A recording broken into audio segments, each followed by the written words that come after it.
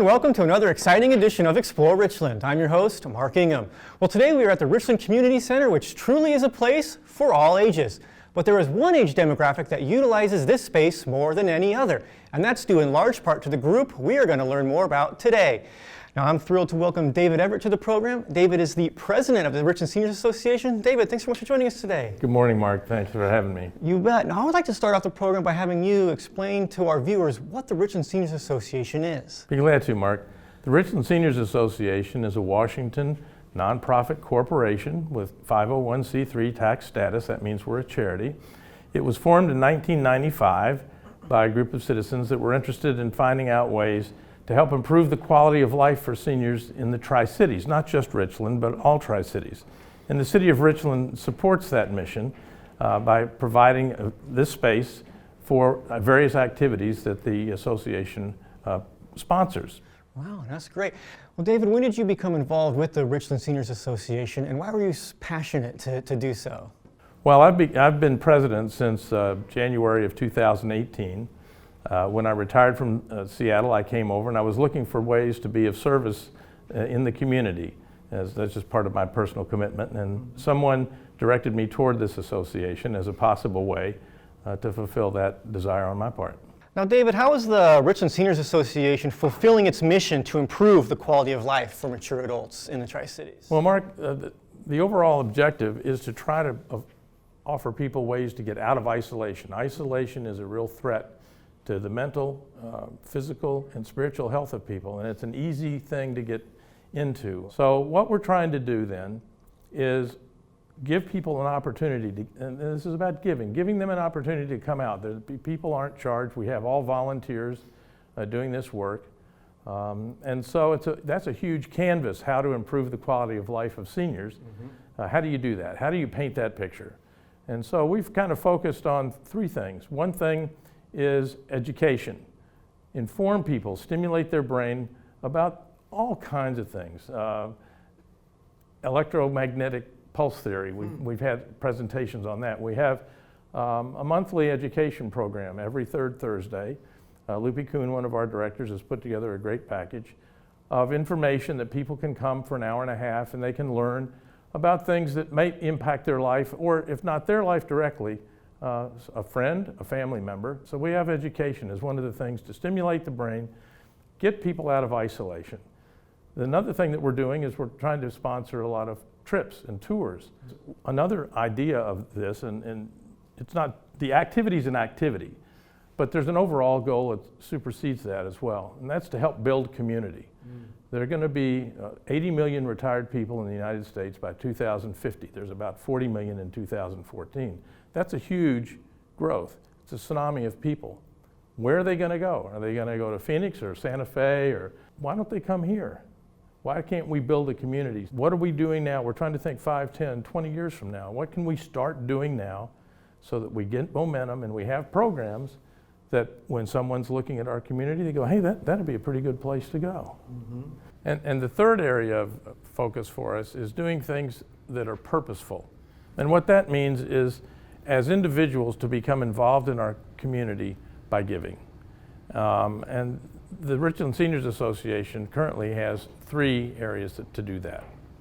One of the areas is a geriatric scholarship endowment of $25,000, which has been established through the Washington State University Foundation. And the purpose of that endowment is to have an ongoing funding of a scholarship for a nurse or nurses studying geriatrics. We're going to need those people as this population of seniors grow. A second thing is more current, and through some of the, we work as a catalyst for senior synergy in conjunction with local businesses who also have an interest in the welfare and prosperity of our senior community. And one of those is JEA Corporation. And what they have done, they have contributed $1,000 as seed money for us to have a trip scholarship fund. There's some people just don't have the money maybe to go on a trip. And so using that scholarship fund, we can enable seniors who otherwise are financially isolated to get out of that isolation and become involved. The third scholarship that we have is called the Sound Barrier Initiative, and we're doing that in conjunction with Dr. Shannon Iola of the Columbia Basin Hearing Center and the Starkey Foundation, which is a international foundation in Minneapolis to find ways to provide hearing aids for seniors who cannot afford them.